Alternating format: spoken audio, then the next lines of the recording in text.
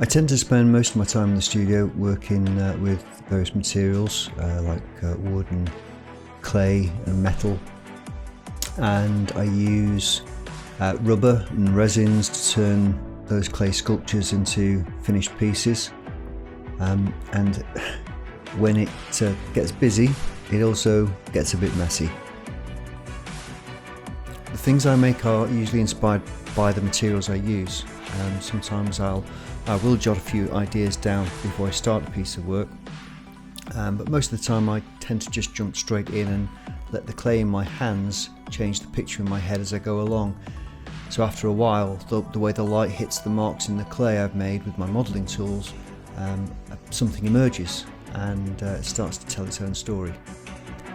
It's like when you look at the clouds with your friends and your imagination starts to turn them into various shapes or patterns. Seeing patterns in things that really aren't there is actually called pareidolia, and it's a big part of being a sculptor.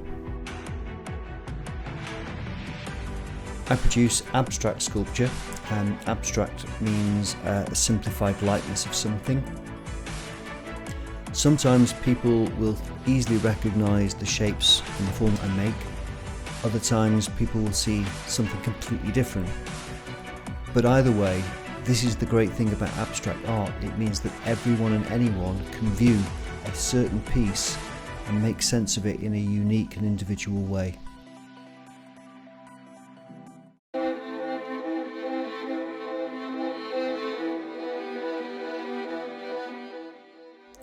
Once I have a clay piece ready, I'll create a first mould, which involves pouring and painting liquid silicone onto the clay. I'll then create a hard protective case, and eventually I'll remove the clay and pour wet plaster into the space it left behind. When the plaster has set, I can remove the case, split open the silicone and remove the plaster copy.